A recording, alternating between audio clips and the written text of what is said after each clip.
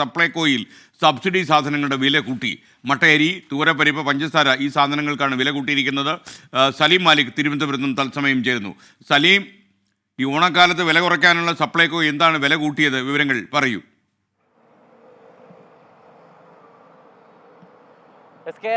ഇന്ന് ഈ ഓണച്ചന്തകൾ ആരംഭിക്കാനിരിക്കെയാണ് അപ്രതീക്ഷിതമായി സപ്ലൈകോയിൽ സബ്സിഡി സാധനങ്ങളിൽ 3 സാധനങ്ങളുടെ വില കൂട്ടിയിരിക്കുന്നത്. 13 സബ്സിഡി സാധനങ്ങളാണ് ഉള്ളത്. അതിൽ തന്നെ 3 സാധനങ്ങൾ, അതിൽ മട്ടയരി, പഞ്ചസാര എന്നിവയ്ക്ക് 3 രൂപയും തുവരപ്പരിപ്പിന് 4 രൂപയുമാണ് ഇപ്പോൾ കൂട്ടി ഉത്തരവായിരിക്കുന്നത്. അതും ഈ ഓണച്ചന്ത ആരംഭിക്കാൻ അതിൻ്റെ ഔദ്യോഗികമായുള്ള ഉദ്ഘാടനം ഇന്ന് മുഖ്യമന്ത്രിയും ഭക്ഷ്യമന്ത്രിയും ഒക്കെ ചേർന്ന് നിർവഹിക്കുകയാണ്. അതിന് തൊട്ട് മുൻപാണ് ഇത്തരത്തിലൊരു ഉത്തരവ് ഇറങ്ങിയിരിക്കുന്നത് എന്നുള്ളതാണ് ശ്രദ്ധേയം. കഴിഞ്ഞ ഓണക്കാലത്ത് തന്നെ ഈ സപ്ലൈകോയിൽ മതിയായ സാധനങ്ങളില്ല എന്നത് വലിയ വിമർശനത്തിന് വഴിവെച്ചിരുന്നു. ഓണച്ചന്തയിലും ഓണം ഫെയറുകളിലുമൊക്കെ ഉണ്ടെങ്കിലും പൊതുവിൽ സപ്ലൈകോയിൽ ആ നിലയിലുള്ള സാധനങ്ങളില്ല, സാധനങ്ങളുടെ ലഭ്യതയില്ല എന്നുള്ളൊരു വിമർശനം ഉയർന്നിരുന്നു. ഇത്തവണയും അങ്ങനെയുള്ള സാധനങ്ങളുടെ ലഭ്യതയ്ക്ക് ചെറിയ കുറവുണ്ട്. പക്ഷേ എത്രത്തോളം സാധനങ്ങൾ, ഈ 13 സബ്സിഡി സാധനങ്ങളും സപ്ലൈകോയിൽ ഉണ്ടാകുമോ എന്നുള്ളതൊക്കെ ഇനി വേണം കാത്തിരുന്ന് കാണാൻ. അതിനിടയിലാണ് വളരെ എളുപ്പത്തിൽ ഏറ്റവും പ്രധാനപ്പെട്ട 2 ഉൽപ്പന്നങ്ങളുടെ ഉൾപ്പെടെ വില കൂട്ടിയിരിക്കുന്നത്. നിലവിൽ 29 രൂപയായിരുന്ന മട്ട അരി അത് 32 രൂപയാക്കിയിട്ടുണ്ട്. മാത്രമല്ല